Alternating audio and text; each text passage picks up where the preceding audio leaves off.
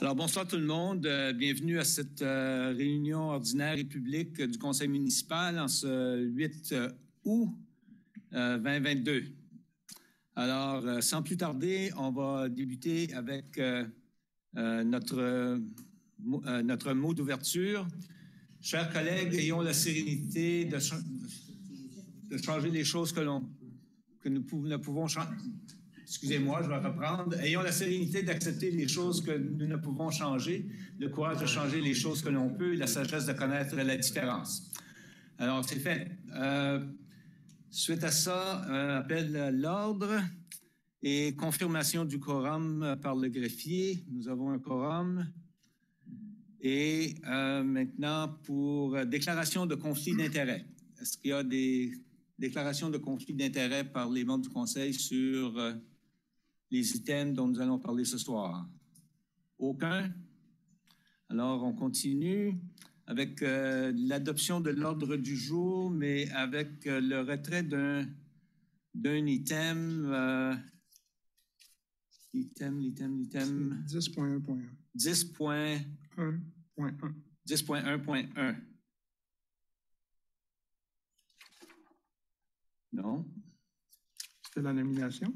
Oui, la nomination. C'est là. Oui, OK, c'est bien.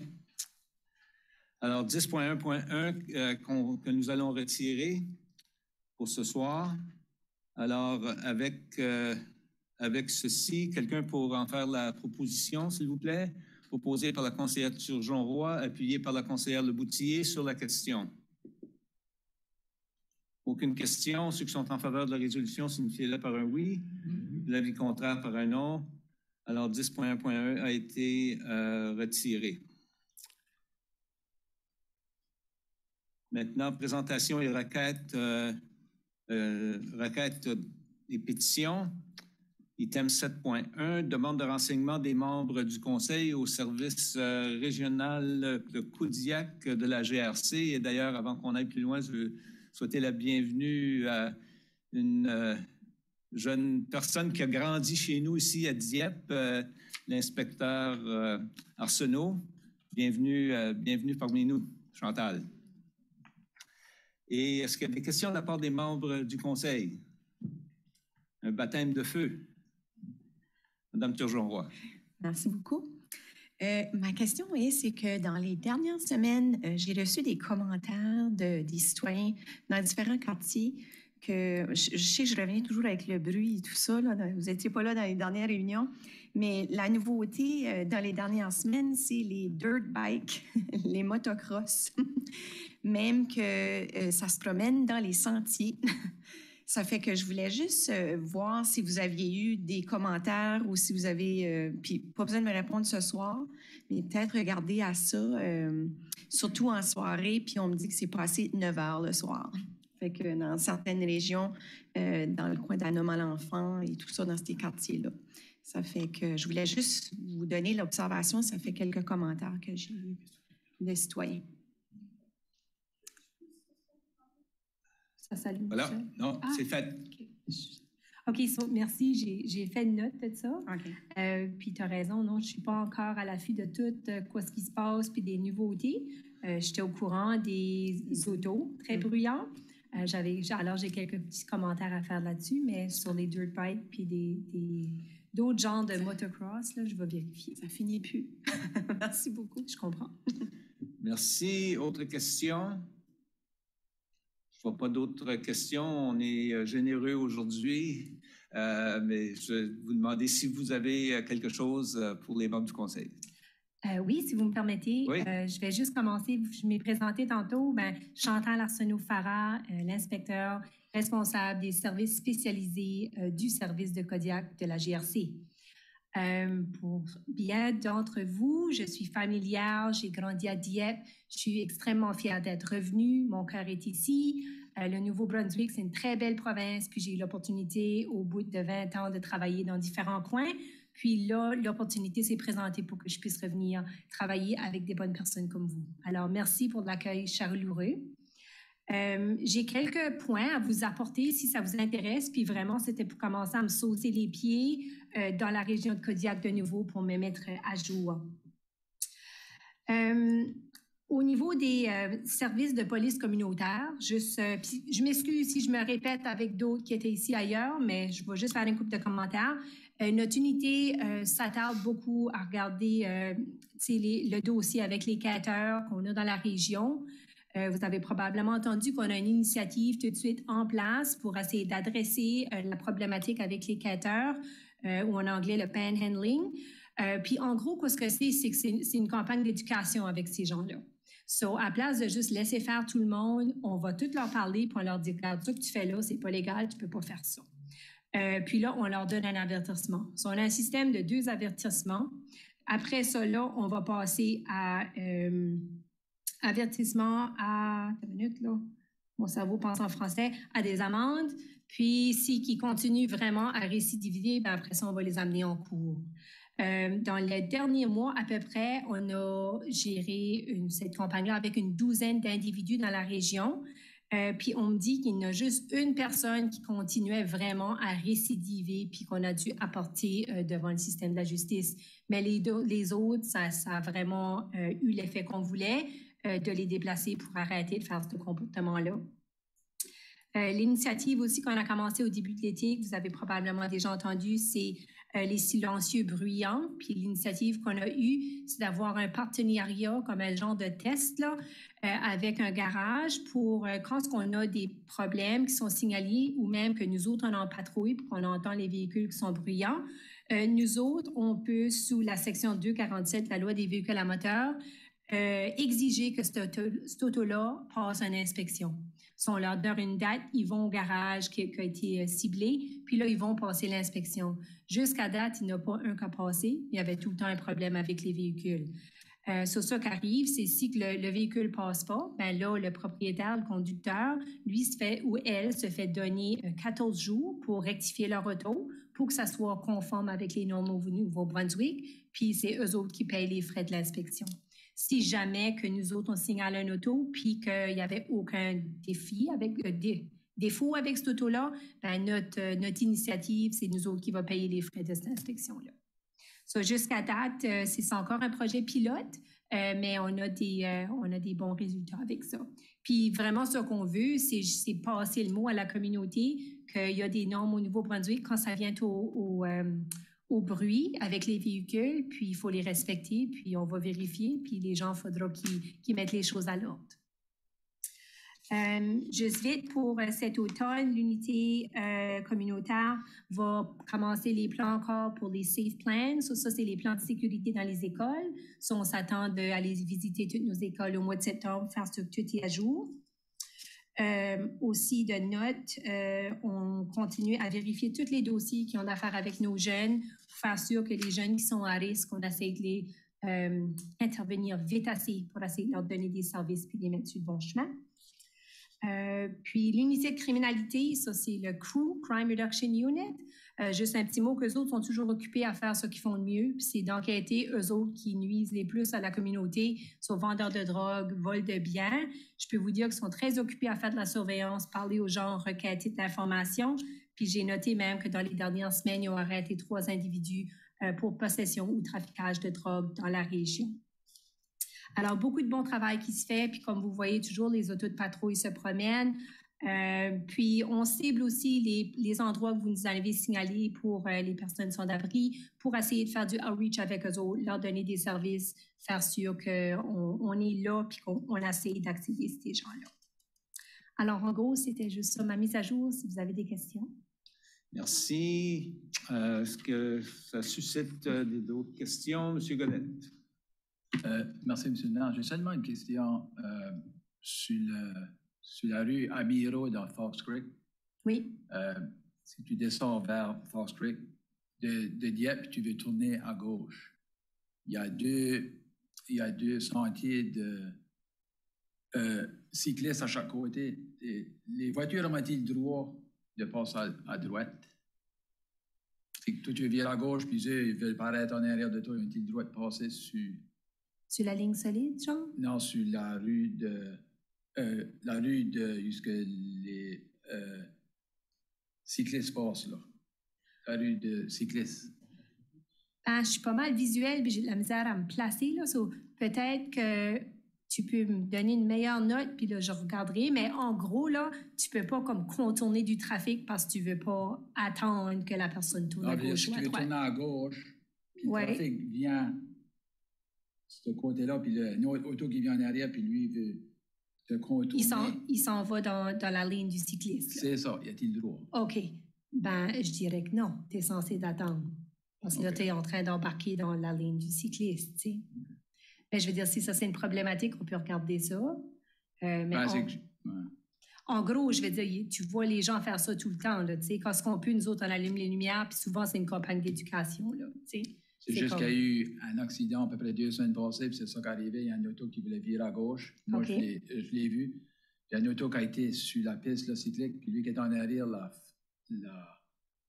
frappé, puis ça a frappé dur. Là. Je ne crois pas qu'il y a personne qui s'est fait mal grave, là, mais Okay. je me demandais si c'était contre la loi de passer à droite. Ouais. En gros, c'est ça. C'est faire de l'éducation avec le monde, puis rappeler au monde que prendre 5 secondes de plus, 10 secondes de plus, là, tu te sauverais des accidents. OK, merci. Merci. Je ne vois pas d'autres questions. Alors, sur ça, ben, le baptême de feu est passé pour la première. Alors, au plaisir, ça nous fait plaisir de te revoir dans la région. Puis, bonne chance et bonne continuation. Merci. C'est bien.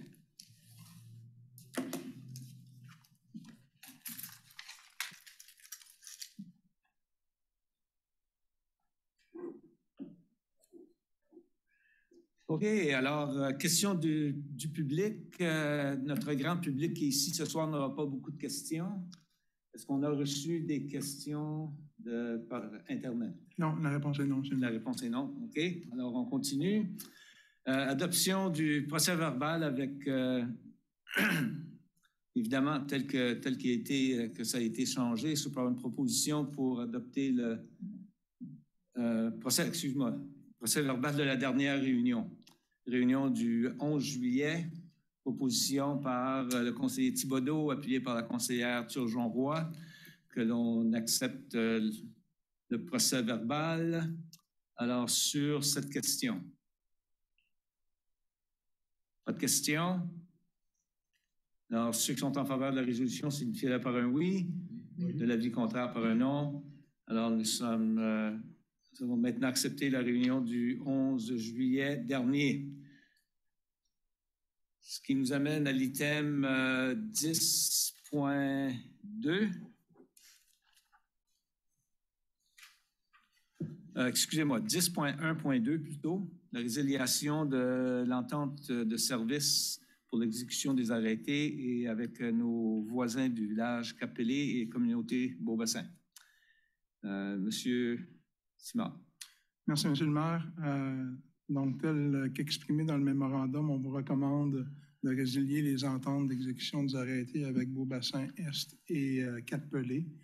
Cette recommandation-là fait suite au livre blanc, à l'agrandissement du territoire, à l'augmentation importante de la population.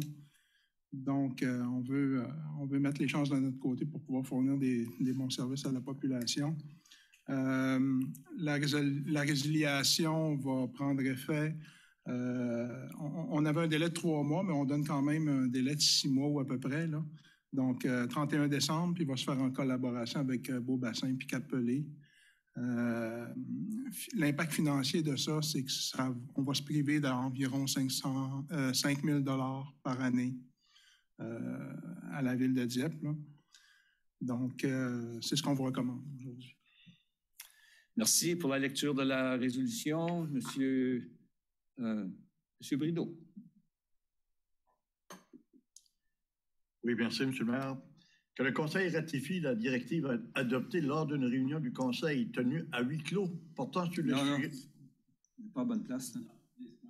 10.1.2. Ah, je m'excuse. Voilà. Mes excuses.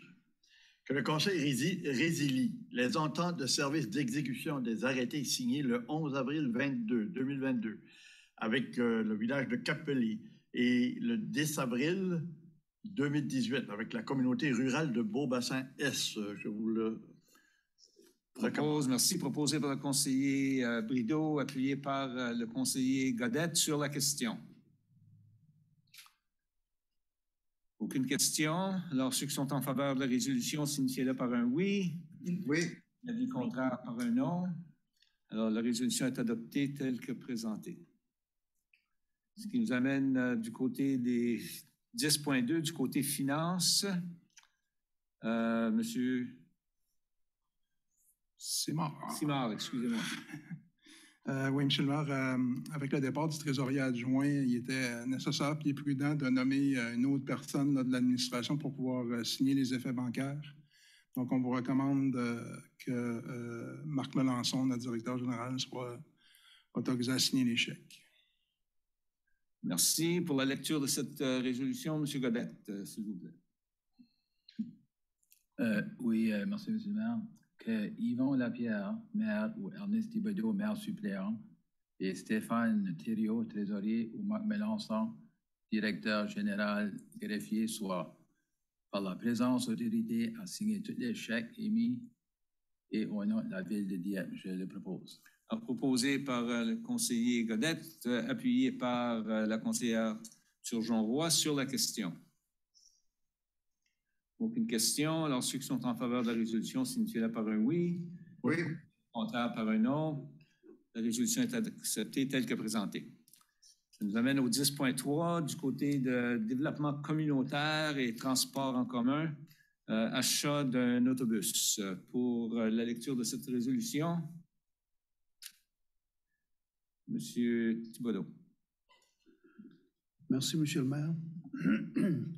Que le Conseil accepte la recommandation de Kodiak Transport et autorise l'achat d'un autobus pour le transport en commun de l'entreprise Nova Bus au coût estimé de 610 000 plus TVH payable à la Ville de Moncton et dont 40 du coût sera financé par le programme d'infrastructure Investir dans le Canada du gouvernement fédéral selon l'entente annexée au mémorandum en date du 27 juillet 2022.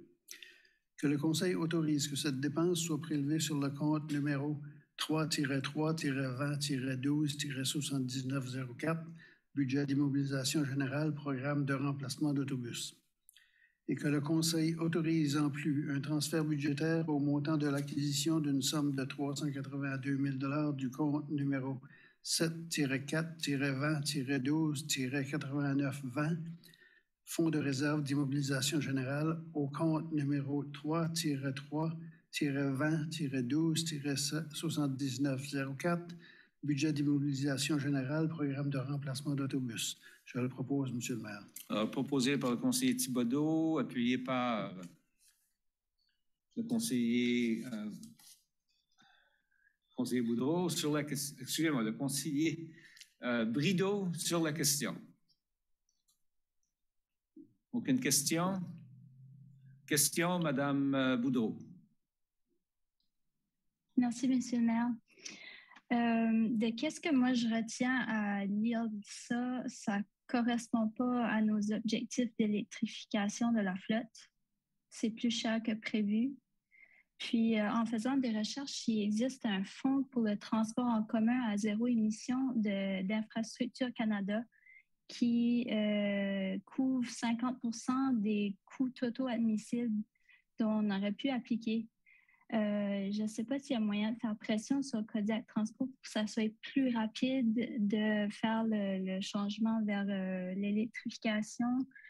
Moi, je serais d'avis que d'acheter un autobus neuf à essence, c'est peut-être pas une bonne idée en ce moment, vu qu'on attend, je pense, un retour des résultats en 2023, début 2023. Je sais pas si vous avez quelque chose à ajouter pour concernant l'électrification. Oui, merci pour la question, conseiller Boudreau. Le défi actuel, c'est le délai et notre situation un petit peu vulnérable avec la question de notre flotte. Donc, comme vous le savez, on avait l'habitude d'avoir 4 autobus pour desservir nos 3 trajets fixes. Un des autobus a dû être retiré de service l'an dernier et on a seulement 3 autobus pour 3 trajets fixes. Donc, lorsqu'on a besoin de remplacer un de ces véhicules-là. C'est Moncton qui le fait actuellement. Et l'autre chose, c'est que la livraison d'un nouvel autobus, un nouveau véhicule, est de 10 à 18 mois, dépendamment de tout ce qui se passe dans le domaine. Donc, à ce moment ici, même si on faisait la commande, on est quand même à au moins un minimum 12 mois avant d'avoir un 4e autobus en service.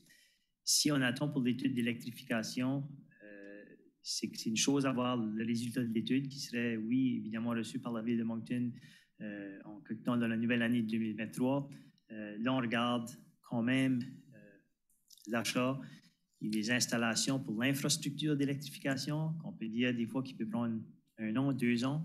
Donc, on va dépasser le cap où est-ce que notre 3e autobus qu'on a tout de suite dans notre flotte risque de ne plus être en service. Puis là, on tombe vraiment dans une situation beaucoup plus vulnérable. Donc, on est d'accord avec vous dans le sens qu'on veut s'en aller vers l'électrification, mais le contexte nous oblige presque de quand même faire un autre achat d'un véhicule à essence pour le moment pour compenser le temps ou le délai qu'on va avoir à faire la transition vers une flotte plus électrique. Donc, c'est un peu le dilemme que l'on a actuellement.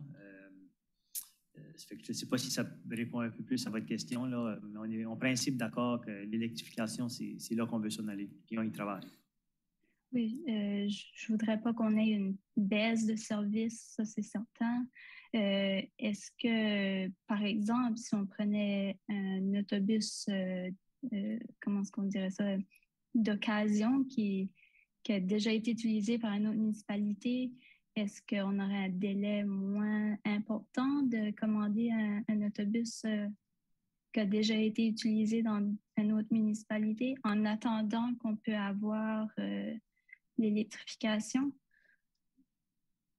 Kodiak Transpo nous a proposé ça comme une alternative, mais il ne la recommande pas nécessairement en raison des autres défis qu'on peut avoir lorsqu'on va avec un autobus de 2e main, si vous voulez. C'est parce que cette ville-là n'a plus besoin de véhicule, probablement en raison de son kilométrage élevé et tout ça. Donc, on peut se retrouver avec d'autres défis de coûts au niveau d'entretien. Donc, c'était une des solutions, mais il n'y a aucune garantie qu'on va avoir un véhicule qui va être capable de nous desservir pour rencontrer les besoins. Donc, mais c'est toujours une option, mais ce n'était pas recommandé par Kodiak Transpo dans leur courriel qu'ils nous ont envoyé. Oui. Et en ce moment, on fait la location de leur autobus supplémentaire qu'ils ont dans leur garage, c'est ça? Si jamais Ouais. Oui, l'entente d'échange de services qu'on a avec eux autres, l'entente de service, c'est que lorsqu'on a besoin d'un véhicule, eux autres peuvent nous desservir avec un véhicule, mais eux autres aussi, à un moment donné, leur flotte a été réduite. Donc, je ne sais pas s'ils seront en mesure de nous offrir un 2e ou 3e véhicule à un moment donné. Là. Des fois, ça peut être assez serré. Donc, eux autres aussi ont pris le virage vert dans le sens qui tentent de prolonger un peu la durée de leur propre autobus. Ce qui fait en sorte que tout le réseau actuellement là, a de vieux autobus qu'on remplace un petit peu à la fois, puis en attendant que la transition électrique va se faire plus tôt que tard. Là. Ça fait qu'on est un peu tous dans le même bateau avec Moncton et Riverview de ce côté-là. Là. Ouais. Je trouve ça dommage de voir qu'il existe un fonds pour les transports en commun à 0 émission, puis qu'on ne peut pas y accéder maintenant. Tandis que la cible fédérale est de 40% en dessous des niveaux de 2005 d'ici 2030. Puis la ville de Moncton vient juste d'adopter récemment dans leur plan qu'ils veulent une réduction de GES de 55% par rapport à 2002 d'ici 2030. Donc, c'est dommage qu'on ne peut pas aller plus rapidement, mais je comprends aussi qu'on doit attendre les résultats et que ça peut être assez long à recevoir cette flotte.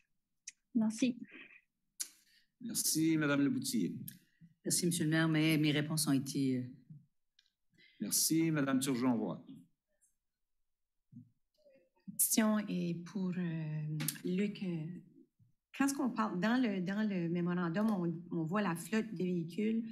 Il y en a un qui date de 2009, qui a été acheté en même temps que le 4e qui est plus en service, c'est ça? Ça veut dire que lui aussi, là, ça s'en vient. Là. Ça fait peut-être voir avec la proposition que Mélissa a dit, là, le fonds là, qui pourrait peut-être servir, parce qu'on sait qu'il y en aura un qui s'en vient dans pas longtemps. Là. Ça fait que l'état de ce véhicule-là, présentement, est-ce qu'on sait, il tient par un fil ou... Ben, il est correct, mais on ne sait jamais ce qui peut se passer avec un véhicule là, d'une douzaine d'années avec le kilométrage. Il y a eu beaucoup de rénovations. Il y a quand même un nouveau moteur qui a été placé il y a peut-être 4 ou 5 ans, mais il y a quand même, en termes de... je ne trouve pas le terme français, là, mais la carrosserie, à un moment donné, qui peut prendre... Fait que vraiment, ce que je veux dire, c'est que vraiment, il faut vraiment anticiper très bientôt celui-là aussi. Ça fait que c'est 2 là, dans le fond, ça. Oui, bonne observation. Puis, je vous ferai un rappel également que le financement qu'on a reçu du fédéral dans le programme qui nous offre ce gros pourcentage également d'achat, dans la demande, on avait également fait la demande pour 3 minibus. Donc, on est en train d'explorer l'avenue de ce côté-là, donc il pourrait venir compenser pour notre 4e véhicule. Fait que ça aussi, ça fait partie de l'équation pour nous. Puis, dans ce contexte-là, on regarde également pour l'électrification au niveau de ces véhicules-là. Donc, on pourrait se retrouver avec un 5-6 véhicules, mais de taille ou dimensions différentes pour desservir notre communauté, qui pourrait avoir un mix d'essence et d'électrique. Merci. Merci. Quelqu'un d'autre? Non? Alors, pour le vote, ceux qui sont en faveur de la résolution, signifiez-le par un oui. Oui. De l'avis contraire par un non. La résolution est adoptée telle que présentée. Merci. Au 10.4.1, renouvellement d'entente d'aide mutuelle, M. Simard. Oui, pour cet item-là, il s'agit de renouveler une entente d'aide mutuelle avec l'aéroport. En résumé, DIEP est responsable des bâtiments de l'aéroport, puis l'aéroport, lui, est responsable des avions qui s'écraseraient ailleurs que sur l'aéroport. Donc, c'est pour ça que c'est une entente mutuelle. Il y a eu des améliorations aussi, des corrections de texte là, dans l'entente. Donc, on vous propose d'autoriser les signataires municipaux à signer cette entente-là. Merci. Pour la lecture de la résolution, Mme Turgeon-Roy. Merci, M. le maire. Que le Conseil autorise les signataires municipaux à signer l'entente d'aide mutuelle conclue entre la Ville de Dieppe et la direction de l'aéroport international du Grand Moncton, Inc., visant l'apport d'aide mutuelle lors de situations d'urgence. Je le propose, M. le maire. Proposé par la conseillère Turgeon-Roy, appuyé par le conseiller Brideau sur la question. Question? Je ne vois pas aucune question. Alors, ceux qui sont en faveur de la résolution signifient-le par un oui. De l'avis contraire par un non. La résolution est adoptée telle que présentée. Au 10.5.1, adjudication du marché pour la construction de l'îlot Gauvin, phase 3. Monsieur Simard. Oui, merci. Dans ce dossier-là, on est rendu à la 3e phase de l'aménagement de l'îlot Gauvin. Cette 3e phase-là prévoit l'achèvement de l'allée est-ouest entre du marché et du collège. Prévoit aussi un trottoir, puis prévoit aussi l'enfouissement de fils dans des conduites souterraines. Donc, c'est un contrat un peu spécial quand même, puis qui a des complexités particulières. On a reçu 2 soumissions. On est allé en appel d'offres, on a eu 2 soumissions, puis on vous recommande d'adjuger le marché pour ces travaux-là à Modern Construction 1983 Limited, au coût de 1 140 850 plus TVH. Puis on vous recommande aussi d'autoriser EXP Service Inc. à entreprendre des services d'ingénierie au coût de 120 000 et Bell Alliant au coût de 285 000, Énergie Nouveau-Brunswick au coût de 195 000, puis Rogers au coût de 50 000. Merci bien. Pour la lecture de la résolution, M. Brideau. Merci, M. le maire. Que le Conseil adjuge le marché visant le projet intitulé l'îlot Gauvin, phase 3, au soumissionnaire le moins 10 ans, soit Modern Construction 1983 Limited, au coût de 1 140 850 plus la TVH.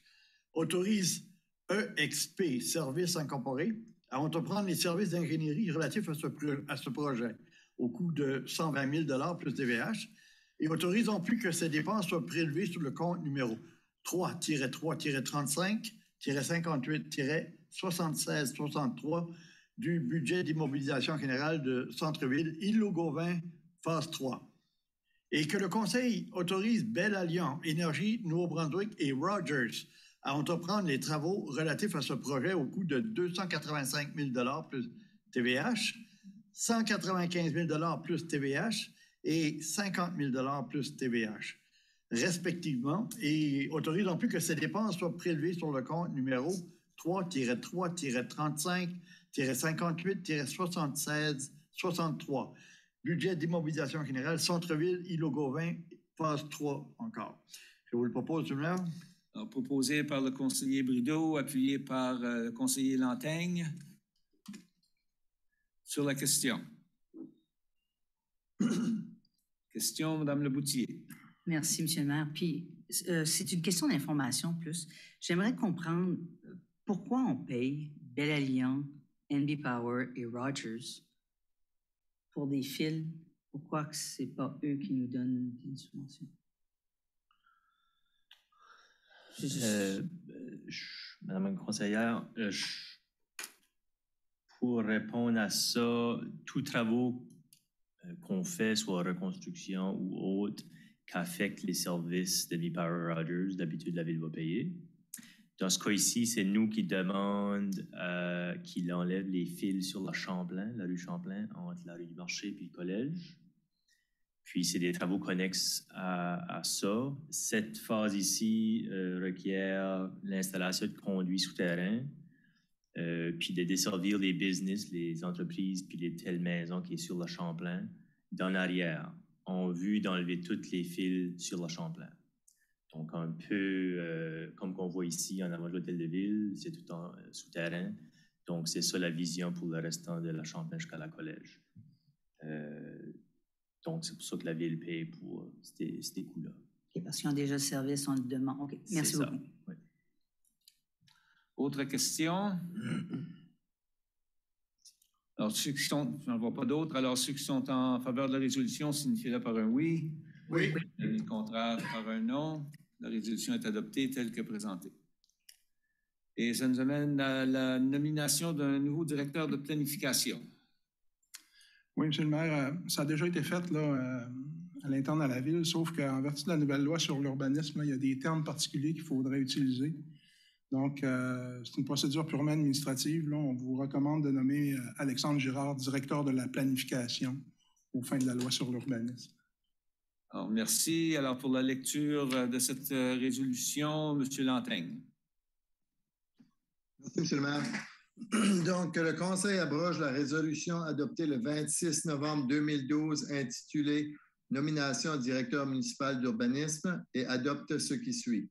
En vertu de l'alinéa 10.1b de la loi sur l'urbanisme, chapitre C19, le Conseil nomme Alexandre Girard à titre de directeur de la planification de la Ville de Dieppe et que cette nomination entre en vigueur le 9 août 2022 et se poursuivre tant que la dite personne demeure au service de la municipalité ou que cette nomination soit limitée ou résiliée par le Conseil. Il me fait plaisir d'en faire la proposition, M. le maire. Merci. Alors, c'est aussi appuyé par Mme Boudreau. Alors, sur la question. Aucune question. Alors, ceux qui sont en faveur de la résolution signifient-le par un oui. Oui. De l'avis contraire par un non. Alors, la résolution est adoptée telle que présentée. Maintenant, l'arrêté, l'item 11.1, arrêté S12-2022, arrêté concernant les feux en plein air. Nous en sommes à la lecture sommaire. Est-ce que vous avez quelque chose d'autre? Si vous pouvez me permettre, M. le maire, avant de procéder aux lectures, je veux juste vous indiquer qu'avant le document en tant que tel, là, avant le sommaire et avant l'arrêté, le texte lui-même de l'arrêté, je vous ai déposé, à titre d'information, le contexte dans lequel on procède avec cet arrêté-là. Vous vous souviendrez peut-être que le 10 janvier dernier, là, lors des 2 premières lectures, j'avais reçu quelques questions là, des membres du Conseil. J'ai dû faire des vérifications à l'interne. Puis, pour répondre aux questions que j'ai reçues, comme vous pouvez voir, là, j'ai mis le contexte. J'ai mis l'analyse générale aussi. On m'avait demandé le nombre de permis actifs, le nombre de terrains potentiels, etc. Donc, je vous ai tout indiqué ça. Je vous ai indiqué aussi un argumentaire en faveur de la modification, puis aussi en faveur du statu quo. Statu quo étant que les feux sont interdits du mois d'octobre, du 31 octobre au 3e lundi d'avril. Je vous dis ça de mémoire. Donc, ça, c'est le statu quo. Sinon, modification, ça serait à l'année. Il y a des arguments autant en faveur qu'en défaveur de chacune des positions. Donc, je vous les ai indiqués au meilleur de ma connaissance. Et puis, suite à cette réflexion-là que vous aurez eue, c'est soit, vous avez 2 options, c'est soit que vous procédez avec la lecture du sommaire et la 3e lecture par titre seulement, donc adopter les modifications, ou vous ne procédez pas aux lectures et on garde le statu quo. J'avoue que j'ai un peu de misère à pencher d'un côté ou de l'autre dans ce dossier-là, là, les feux extérieurs. Il y a des arguments autant pour ou contre, donc je laisse ça à votre discrétion, mais je suis disponible pour répondre à vos questions. Merci. Alors, pour la lecture sommaire, au point de départ, Madame Boudreau. Merci, M. le maire. Ce n'était pas pour la lecture, mais plutôt réflexion avant qu'on fasse les lectures. Est-ce que c'est possible? On va faire la lecture sommaire et puis après ça, sur la période de questions, on pourra revenir à vous. Ça va? Alors, pour la lecture sommaire, Madame Leboutier. Merci. Merci, M. le maire. Arrêté S12-2022, arrêté concernant les feux en plein air. Je vous le propose, M. le maire, en 3e lecture. Il s'agit de lire, conseillère Leboutier, la page 112, vous avez un document qui s'appelle sommaire. Donc, il s'agit de faire la lecture de ce sommaire-là. Ah, d'accord. Excusez-moi. Pas de problème. Oui. Sommaire. Loi sur la gouvernance locale, art 15, paragraphe 2, paragraphe 3. Arrêté NS-12-2022, arrêté concernant les feux de plein air. En vertu des pouvoirs que lui confère la loi sur la gouvernance locale, loi de Nouveau-Brunswick 2017, chapitre 18, le conseil municipal de Dieppe, dûment réuni, adopte ce qui suit. Définition. 2. Portée et administration. 3. Interdiction d'allumer des feux en plein air sans un permis et une autorisation. 4. Permis. 5. Exigences supplémentaires pour les foyers. 6. Annulation de permis. 7. Amende et mise en vigueur. Et 8. Abrogation. Je vous le propose, Monsieur le maire. Merci. Sommaire. Merci. Proposé par le conseiller Leboutier, appuyé par le conseiller Brideau sur la question. Voilà, Madame Boudreau. Merci, Monsieur le maire. Avec réflexion, je commence à pencher un peu plus vers le statu quo. C'est vraiment difficile, comme M. Simard disait, de choisir entre les deux. Il y a vraiment autant une argumentation qui est bonne pour le statu quo que pour le supporter à l'année. Les raisons qui me font pencher un petit peu plus vers le statu quo, c'est pour les arguments qui ont été nommés, mais par la raison de la santé puis de la pollution. Mes inquiétudes sont surtout aussi pour les personnes qui ont des problèmes respiratoires puis cardiaques en hiver, que ça rentre dans les maisons. Puis aussi par rapport au changement climatique puis les émissions de GES, est-ce qu'on connaît comment de GES sont produits par feu extérieur? Aussi, toute la question en pleine canicule, est-ce que faire des feux après ça, ça n'arrange pas vraiment la cause?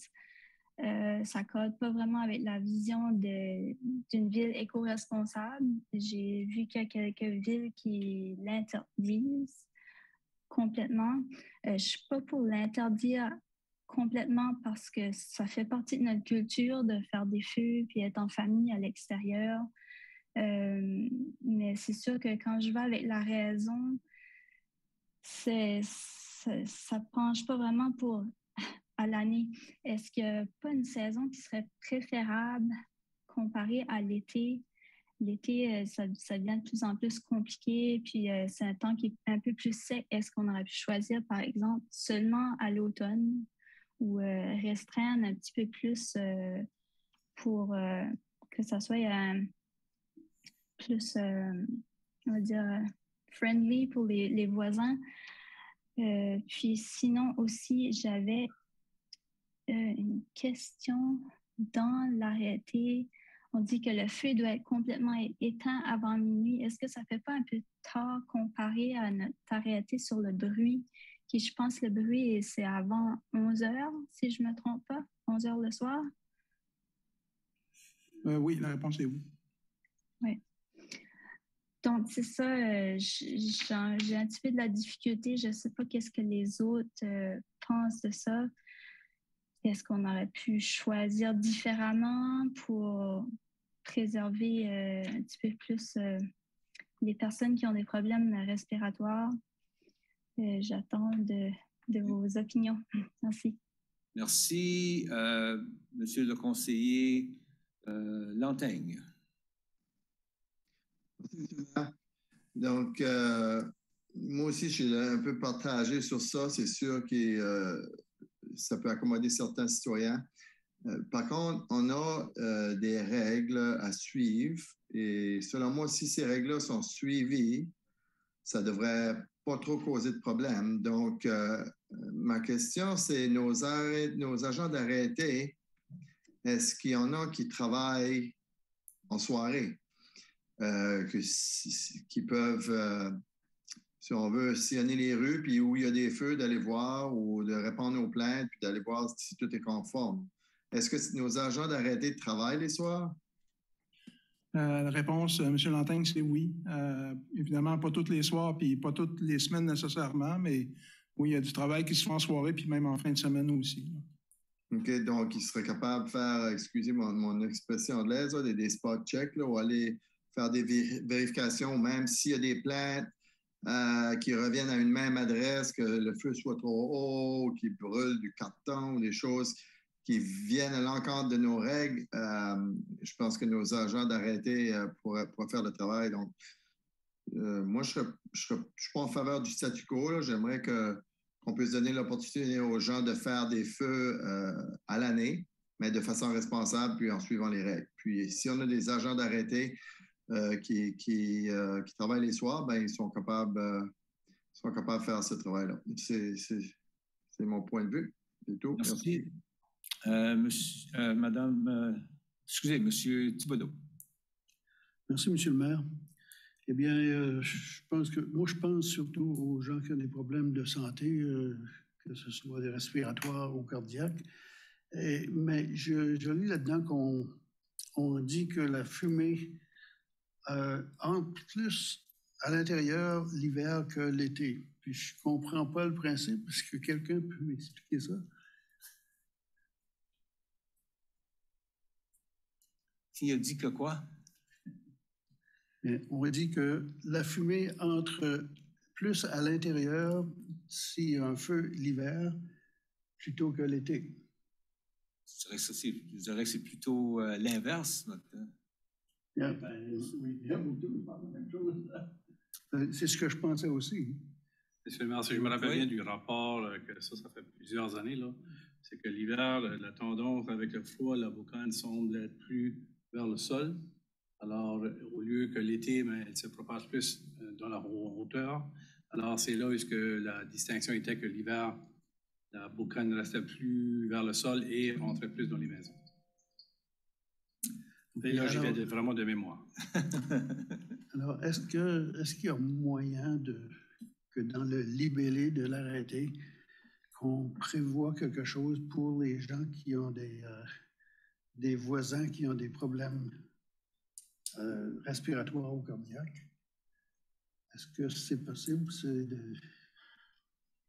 une bonne question. Je n'ai pas réfléchi à ça, puis ça risque peut-être de complexifier l'application de cet arrêté-là. Je comprends ce que vous dites, mais je me demandais si c'était possible.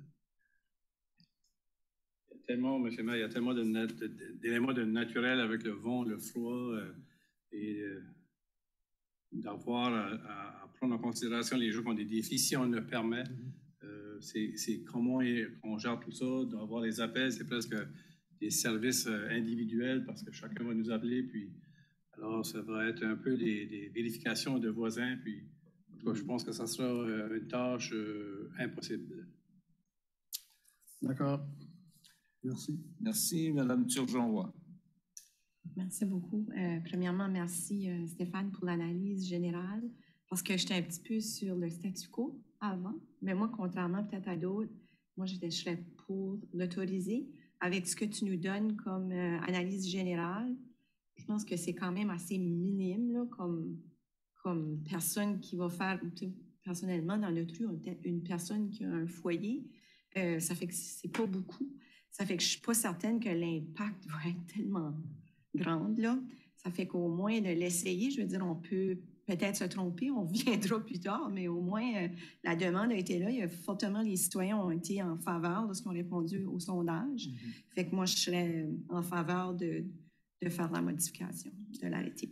C'est mon opinion. Monsieur Boudreau. Excusez-moi, Monsieur Brideau. Merci, M. Maire. Je suis d'accord avec Mme la conseillère, Mme Turgeon-Roy. C'est sûr qu'on va avoir des plaintes, que ça passe pas. On va avoir des plaintes à quelques reprises. Mais moi, je pense qu'il faut laisser aussi à nos agents. On a des règlements qui vont être précis, qu'il va y avoir des vérifications qui vont être faites pour concernant le genre de poêle ou comment on appelle ça, les fire pits, oui. Et puis que ce soit autorisé, puis que, on continue, parce que l'été est tellement court, puis moi aussi, je me posais la même question que le conseiller Thibodeau quand on a l'hiver, les feux l'hiver, mais basse pression, été, hiver, ça existe. On passe à travers de ça. On a eu un été très chaude. Il y a des arrêtés actuellement partout dans la province pour les feux de forêt, même dans les terrains de camping, tu ne peux pas toucher. Il n'y a pas question de faire des feux. Alors, il y a des restrictions un peu partout. Moi, je suis d'accord en principe qu'on laisse ça exactement comme ça a été présenté, puis qu'on laisse à nos arrêtés, à nos officiers de faire les vérifications. C'est nous qui va émettre les certificats, les permis. Alors, il y a des questions à poser à ce moment-là. Quel genre d'entreprise, oui, que les gens veulent comme Fire Pit, soi-disant. C'est mon grain de sel. Merci, M. le maire. Merci, M. Godette. Merci, M. le maire. Moi, je serais plus de l'autre côté, le status quo, comme que c'est sûr. La raison pour ça, c'est que je gardais les permis à 600 permis, puis je suis pas mal sûr qu'il y a plus de 600 foyers ou fire pit. So, comment est-ce qu'on va faire pour contrôler ça? C'est bien beau d'avoir des agents. Moi, j'ai eu plusieurs plaintes pour ça. Puis l'affaire de santé, puis la boucane, puis dans l'hiver, que la boucane est plus basse.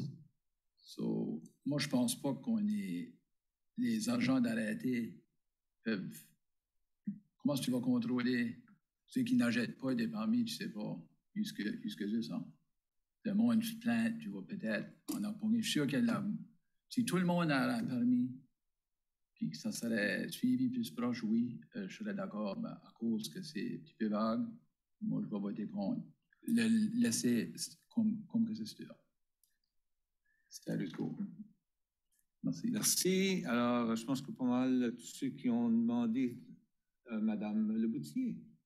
Je vais mettre mon commentaire parce que j'étais la seule. Moi, je vais voter en faveur de ceci parce que, comme on l'a mentionné, on a une réglementation provinciale durant l'été. on a maintenant avec tous nos systèmes d'aération, que ce soit l'été ou l'hiver.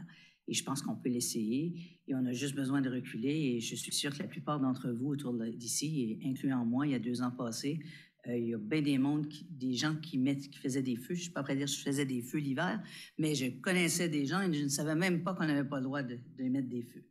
Donc, l'hiver, ça fait que je ne sais pas combien de gens vont le faire durant l'hiver, mais je pense que pour ceux-là qui le veulent, on a une responsabilité, on a des règlements et on verra s'il y a des défis.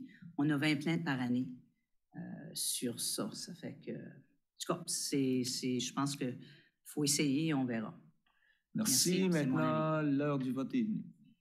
Alors, ceux qui sont en faveur de la résolution, c'est-à-dire plutôt de la 3e lecture, signifiez-le par un oui. Oui. On a fait la lecture du sommaire. Du sommaire, oui. On a fait la 3e lecture après, oui. La lecture du sommaire. Encore une fois, ceux qui ont dit oui, si vous voulez lever la main qu'on puisse compter, 1, 2, 3, 4, 5, alors il semble que les oui l'ont emporté. Juste, M. le maire, pour l'enregistrement, alors, conseiller Le Boutillier, conseiller Brideau, conseiller Turgeon-Roy, conseiller Lantaigne. Oui. C'est ça. C'est ça qui était toutes les oui. Et Thibodeau. C'est ça. C'est bien. Alors, maintenant, pour la 3e lecture, par titre seulement, ce qui nous avait lu ça tantôt, c'était Mme Le Boutillier. C'est ça. Merci, M. le maire. Juste une seconde. Et voilà. Arrêté S12-2022, arrêté concernant les feux en plein air, je vous le propose en 3e lecture, M. le maire. C'est proposé en 3e et dernière lecture par le conseiller Le Boutillier, qui était appuyé par le conseiller Brideau. Oui, c'est bien ça. Alors, ceux qui sont en faveur de la résolution, signifient-le par un oui. Oui. De l'avis contraire par un non. Non. Alors, je présume les mêmes non, les mêmes oui. C'est bien ça? OK. Au moins, on est consistant de ce côté-là. Alors, ça nous amène maintenant à l'arrêté C36. Monsieur Simard. Oui, on vous demande de procéder aux premières et deuxièmes lectures par titre seulement de l'arrêté C36 sur la fermeture d'une portion de terrain qui, curieusement, porte le nom de rue Yvonne. De rue Yvonne? Oui. La rue Yvonne qui est sur le boulevard Dieppe. C'est ça, en face du terrain de golf. En face du terrain de golf, c'est bien ça. Alors, pour la lecture par titre seulement, M. Thibodeau. Merci, M. le maire. Arrêté numéro C36, arrêté autorisant la ville de Dieppe à fermer de manière permanente une portion de la rue Yvonne. Je le propose, M. le maire, par titre seulement, en première lecture. Merci, et qui est appuyé par la conseillère Turgeon-Roy. Alors, tous deux qui sont dans ce coin-là. Alors, ceux qui sont en faveur de la résolution signifient par un oui. Oui. De l'avis contraire par un non. Alors, la résolution est adoptée telle que présentée. À titre d'information, pour ceux qui ne savent pas, la rue Yvonne a été nommée pour reconnaître Mme Yvonne Cormier, qui était la propriétaire du restaurant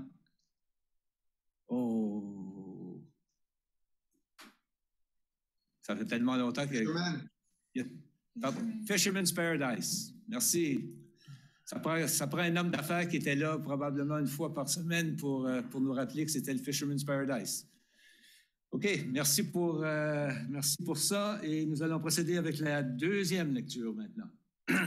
Monsieur Thibodeau. Merci, M. le maire. Arrêté numéro C36, arrêté autorisant la ville de Dieppe à fermer de manière permanente une portion de la rue Yvonne. Je le propose en 2e lecture par titre seulement. Merci. Proposé par le conseiller Thibodeau, appuyé par la conseillère Turgeon-Roy. Sur la question, aucune question. Alors, ceux qui sont en faveur de la résolution signifient-le par un oui. Oui. De l'avis contraire par un non. La résolution est adoptée telle que présentée.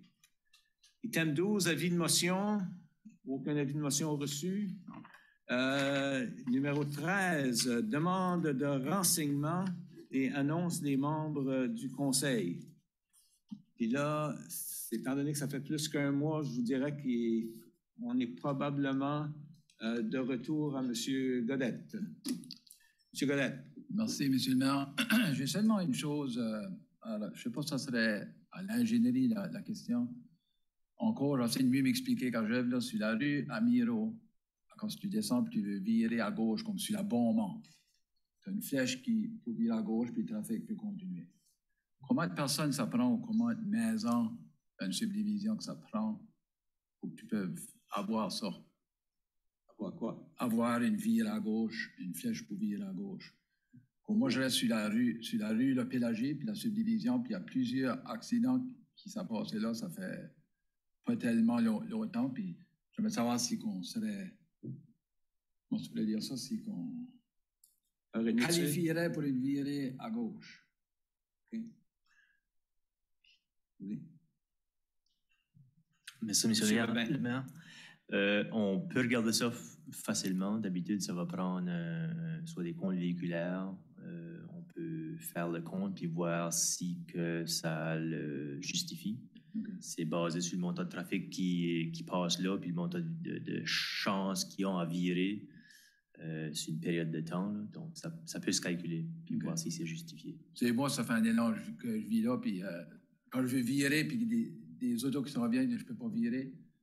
Puis je pense qu'il y en a qui frappent dans moi, puis ils passent. Puis je ne sais pas où ils passent, ils passent juste entre le trottoir, puis la rue sur le bord droit. Puis il y a eu un accident assez grave 2 semaines passées, puis là, je me demande à cause qu'il y a une Blind Hill, excuse le mot, là, qui s'en vient par là. Le monde qui s'en vient de Memramco, qu'on va dire, là? Oui. Okay. Puis la GRC était là, puis je lui ai parlé, puis la jeune fille qui s'en fait frapper, ça poussait son char dans l'autre voie, sur ce qui aurait... L'auto a juste pu passer, ça aurait pu faire un accident un peu grave. C'est juste ben là, je crois que ça va s'améliorer parce que vous avez baissé la vitesse à 50. Vous avez mis des enseignes, là. Puis encore là, anyway, je sais pas. Moi, j'ai tout le temps pensé qu'il y a quelqu'un qui va me frapper dans le derrière à quand je vire. Puis c'est juste, je vais savoir si on qualifie pour. Puis si oui, parce que ça grandit, là, on est allé là. C'est juste la place que c'est, puis la butte qui s'en vient, c'est pas vraiment une belle place à virer, là, à gauche. OK, on aura des réponses à venir. Okay. Merci. Quelque chose d'autre? Non. C'est tout ce soir? Madame Leboutier. Merci, M. le maire. Un peu sur le même sujet, mais sur l'Amiron. On vient de changer la vitesse. On avait mentionné ça à la dernière réunion qu'on avait changé la vitesse. Et puis, savez-vous que ça m'a pris 3 fois pour localiser. Je me dis, OK, ça a changé à quoi? Ça a-tu augmenté ou ça a baissé? Ça fait que j'ai été obligée de 3 fois vraiment pour voir les panneaux. Fait que en tout cas, pas j'aimerais, mais qu'on regarde vraiment peut-être à en mettre un petit peu plus loin. Parce qu'il est juste avant d'ici, là, on s'en va à Memramco, il est droit presque où sont les lumières.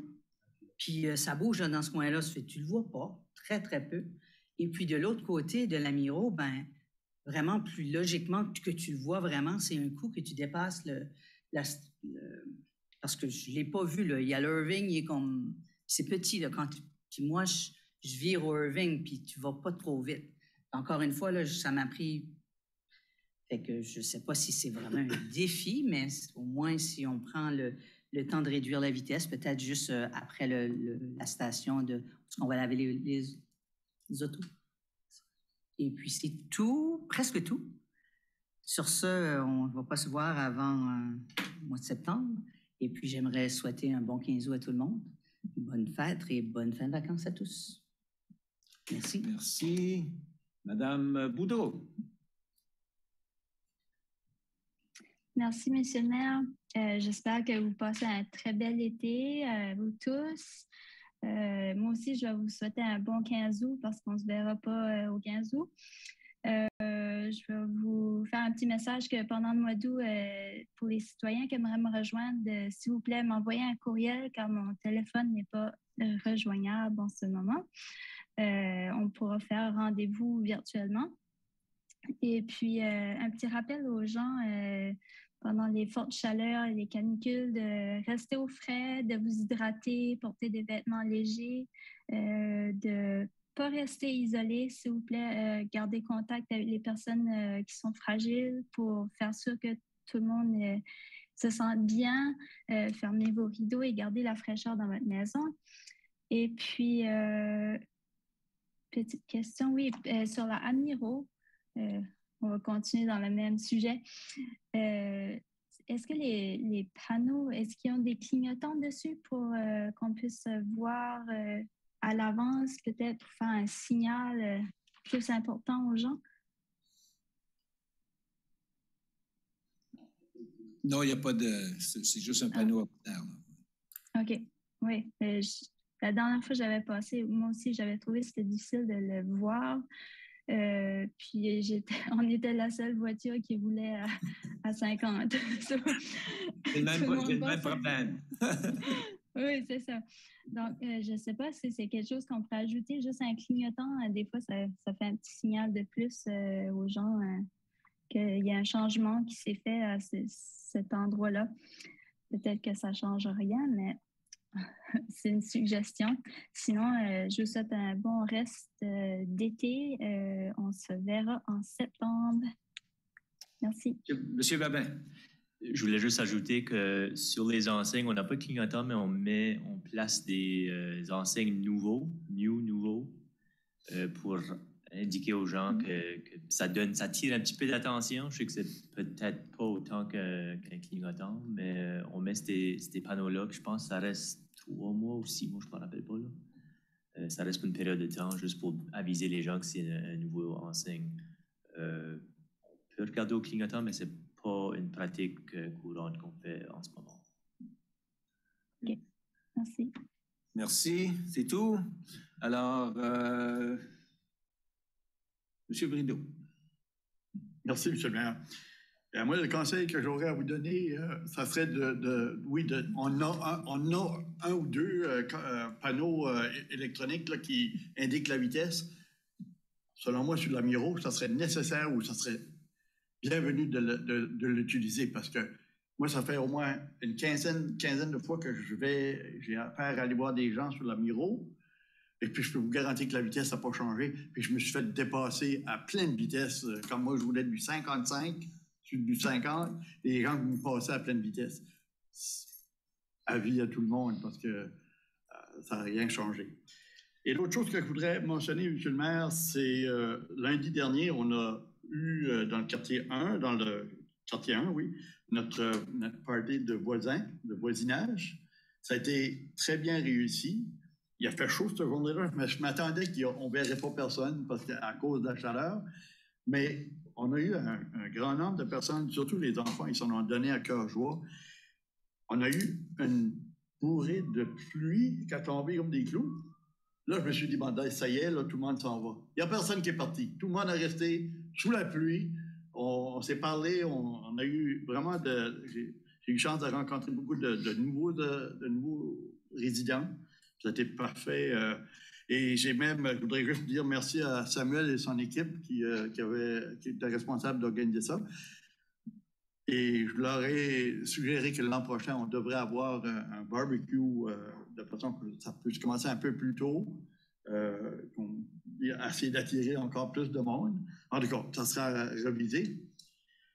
Et pour le mois d'août, à tous les Acadiens et Acadiennes de notre grande ville de Dieppe, je vous souhaite un bon 15 août, et puis amusez-vous bien. Merci, excusez-moi. Monsieur Thibodeau. Merci, M. le maire. Moi, ce soir, j'ai 3 points, mais avant de commencer mes points, je voudrais faire un suivi sur les parties de voisinage aussi.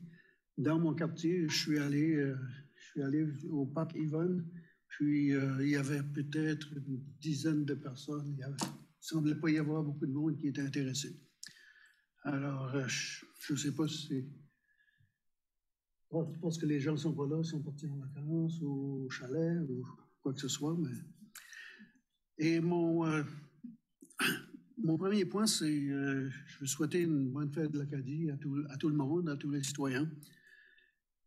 Et puis aussi, je voudrais féliciter Anthony Richard, qui s'est classé 13e dans le championnat de disque golf qui s'est passé aux États-Unis et qui a obtenu son laissez-passer pour le championnat du monde de 2023. Alors, je pense que ça vaut la peine de souligner ça. Ça ne fait pas si longtemps que ça qu'on a le disc golf à Dieppe. Je pense que le fait qu'on a déjà un champion, ça vaut la peine de le souligner. Mon troisième point, c'est au sujet de l'arrêté C-35. La plupart d'entre vous avez vu la correspondance que j'ai envoyée et puis des photos. Et je pense qu'on a besoin de redéfinir cet arrêté-là. Je pense qu'on a besoin de définir, donner des définitions entre herbe et flore, ou flore sauvage.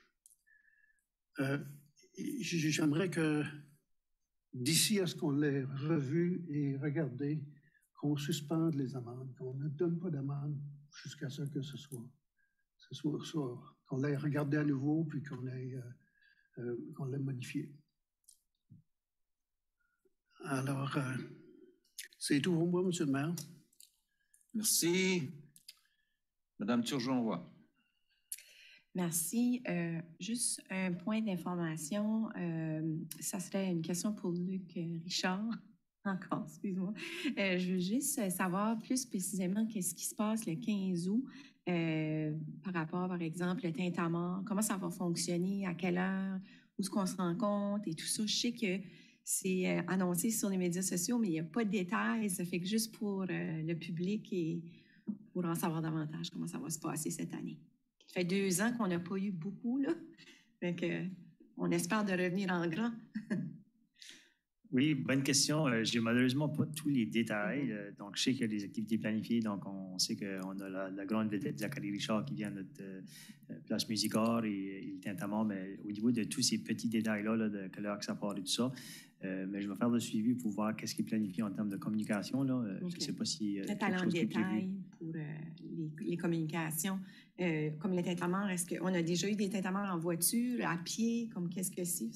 C'est seulement indiqué tintamarre. D'accord, on vous le dit. Parfait, merci. Puis autre que ça, bonne fête des Acadiens à tous et à toutes. Merci bien. Monsieur Lantaigne. Merci, Monsieur le maire. Comme je suis en mode vacances, je n'ai pas grand-chose à rapporter, sauf que je souhaitais à tout le monde une bonne continuité d'été, puis aussi une bonne fête des Acadiens. Voilà. Merci bien. Alors, de mon côté, juste quelque chose à vous rappeler, en particulier, il y aura des cérémonies à la place 1604 pour commémorer le 4e anniversaire du raid de Dieppe. Alors, la cérémonie ici à Dieppe NB prendra place le dimanche 21 août, puis normalement, c'est alentour de 1h l'après-midi, je me rappelle bien. Alors, j'encourage les gens à venir se recueillir sur cet événement-là, particulièrement dans le contexte mondial actuel. On ne sait pas où on s'en va avec tout ce qui se passe de ce côté-là. Oui, au site Musicor, comme ça a été mentionné, on aura pour le 15 août de la grande visite. Et je voudrais aussi rappeler à tout le monde qu'il y a un autre gros événement public qui s'en vient aussi le 26-27 du mois d'août sur notre site Musicor. Un gros concert country and western. Puis je sais qu'il y a beaucoup de fans de country and western dans le sud-est puis au Nouveau-Brunswick en général. Alors, on a bien hâte de voir que ça sera, on espère bien que ça sera un succès pour notre site. et pour les gens qui ont organisé cette chose-là. Autre que ça, évidemment, comme tout le monde, je veux souhaiter à tout le monde un bon 15 août. Vivez-le bien et vivez-le en santé. Bonsoir à tous.